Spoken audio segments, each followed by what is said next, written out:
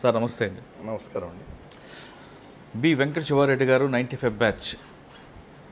శివారెడ్డి గారు మీరు కడప కానీ అనంతపూర్ కానీ పనిచేసిన టైంలో అంటే 95లో మీరు సర్వీస్లో వచ్చేసరికి ఫ్యాక్షన్ చాలా పీక్ స్టేజ్లో కనిపిస్తుంటుందండి.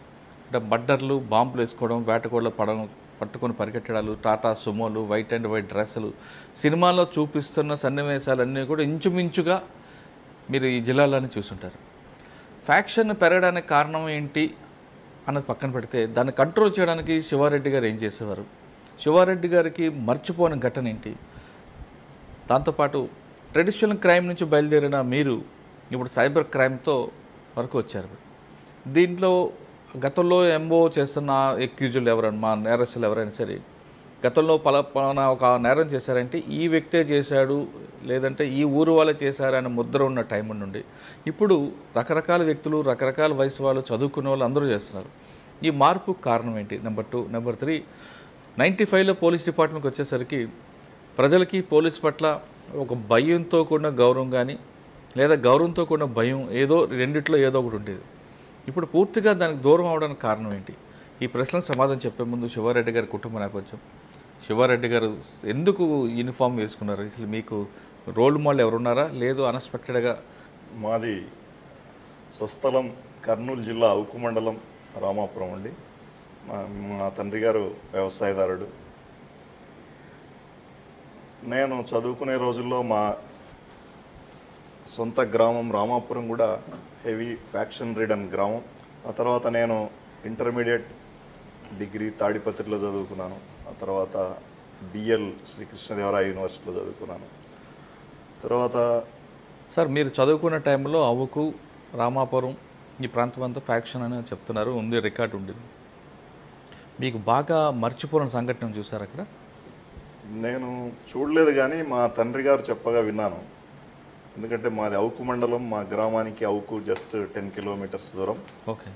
అప్పుడు చల్లా రామకృష్ణారెడ్డి గారు, మాజీ ఎమ్మెల్యే గారు అవుకు, వారి తండ్రి చిన్నపురెడ్డి గారు, ఆ తర్వాత అటుపక్క అదే మండలంలో బిజ్జం సత్యనారాయణ రెడ్డి గారు అని ఫ్యాక్షనిస్ట్, వీళ్ళంతా ఉండేవారు. వాళ్లకు ఫ్యాక్షన్ రైవలరీ బాగా ఉండేది. అప్పుడు చిన్నపురెడ్డి గారు కోయిలకుంట్ల సబ్ జైల్లో ఏదో కేసులో రిమాండ్ నిమిత్తం ఉన్నప్పుడు ఈ సత్యనారాయణ రెడ్డి వర్గం వారు సబ్ జైలు పైనే బాంబులు వేసి చిన్నపురెడ్డి మీద, వారి కుమారుడు చల్లా రామకృష్ణారెడ్డి మీద దాడి చేయడం జరిగింది. దాంట్లో చిన్నపురెడ్డి గారు కర్నూలు ఆసుపత్రిలో చికిత్స చేయించుకుంటూ చనిపోవడం జరిగింది. అది మా ప్రాంతంలో ఆ కాలంలో జరిగినటువంటి సెన్సేషనల్ మర్డర్. దాని తర్వాత చాలా గ్రామాల్లో ఈ ఫ్యాక్షన్ సంస్కృతి కొనసాగింది. మీ గ్రామంలో మీరు చదువుకున్న రోజుల్లో బాంబుల మోత అనేది మీకు కామనా? మా గ్రామంలో కూడా హత్యలు జరిగాయి. మా బంధువులు రెండు వైపులా ఉండి ఫ్యాక్షన్ చేసుకున్నారు.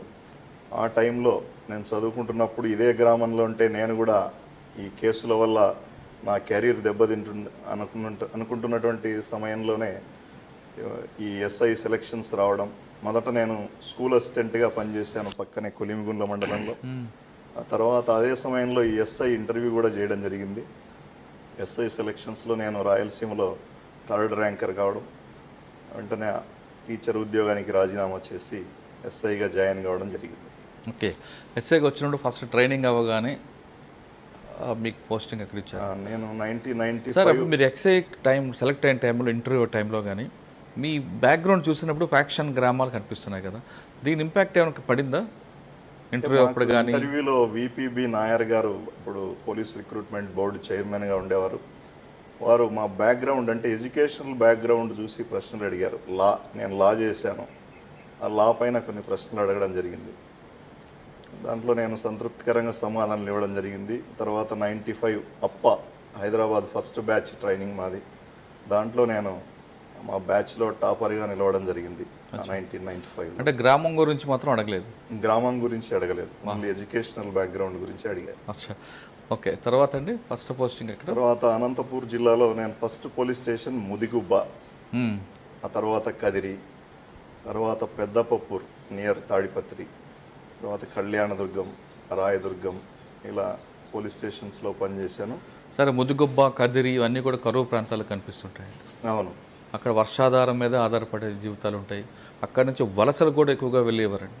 అక్కడ హ్యూమన్ ట్రాఫికింగ్ అవ్వచ్చు, పింప్స్ కానీ వీళ్ళందరూ కూడా ఎక్కువ కనిపిస్తుంటారు కదిరి ముద్దుగుబ్బ ప్రాంతంలో. కదిరి పర్టికులర్గా తీసుకుంటే కదిరి నుంచి బాంబే అటువైపు అమ్మాయిలని గల్ఫ్ కంట్రీలకని తీసుకెళ్తూ అమ్మేవారు కేసులు ఎక్కువగా కనిపిస్తుంటాయి. అవి మీరు ఎలా కంట్రోల్ చేశారు? ఇప్పుడు నేను మొదట ముదిగుబ్బ పోలీస్ స్టేషన్లో పనిచేసేటప్పుడు ఈ నక్సల్ గ్రూపులు కూడా విపరీతంగా ఉండేవి. సూడో నక్సలిజం గ్రూప్స్ ఉండేవి. ఒకవైపు ఫ్యాక్షన్ కొన్ని గ్రామాల్లో ఉండేది. అక్కడ ఇందుకూరు శ్రీనివాసరెడ్డి, ప్రకాష్ రెడ్డి అని ఇద్దరు వ్యక్తులు, అక్కడ పరిటాల రవి వర్గం వాళ్ళతో సంబంధించి ఫ్యాక్షన్ ఉండేది. తర్వాత చాలా ఫ్యాక్షన్ కేసులు మేము దర్యాప్తు చేయడం జరిగింది. కంట్రోల్ బాగా చేసాం. ఆ కాలంలో ఈ నాటు బాంబులు ఇలాంటివి రికవరీ చేయడం జరిగింది. ఆ తర్వాత నేను కదిరికి ట్రాన్స్ఫర్ కావడం జరిగింది. సార్, ముద్దుగుబ్బలో మీరు పనిచేస్తున్న టైంలో ఫ్యాక్షన్ని సంబంధించిన ఏమైనా కేసు ఒకటి ఎగ్జాంపుల్ చెప్పగలరా? అంటే నేను ముదిగుబ్బలో పనిచేశాను. నేను అక్కడి నుంచి ఇమ్మీడియట్గా ట్రాన్స్ఫర్ అయినటువంటి జస్ట్ 2-3 డేస్లోనే ఒక ఇందుకూరు ప్రకాష్ రెడ్డి అనే వ్యక్తిని మర్డర్ చేయడం జరిగింది. ఈ ధర్మవరం కాసిం అంటే పరిటాల రవి అనుచరులు వాళ్ళు. అతను జీప్లో వస్తూ ఉంటే వెనక వైపు నుంచి లారీతో డాష్ ఇచ్చి అక్కడనే నరికి బాంబులు వేసి చంపడం జరిగింది. ఆ కేసులో నేను కదిరికి ట్రాన్స్ఫర్ అయినా కూడా నన్ను అక్కడికి పిలిపించి ఆ కేసులో అసిస్ట్ చేయమని అక్కడి దర్యాప్తు అధికారులు నన్ను అప్పుడు అడగడం జరిగింది. చేశాము. అంటే మర్డర్ చేసిన వాళ్ళు సరెండర్ అయ్యారా లేదా మీరు అరెస్ట్ చేశారండి? నేను చేయలేదు. అక్కడికి అప్పుడు నల్లమాడ సిఐ గారు వాళ్ళు అరెస్ట్ చేశారు.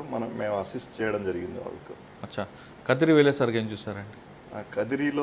కదిరి అన్నటువంటిది ఎక్కువగా ముస్లిం పాపులేషన్ ఉన్నటువంటి పట్టణం. అది దాదాపు 40% ఉంటారు అక్కడ ముస్లిమ్స్. Communally sensitive.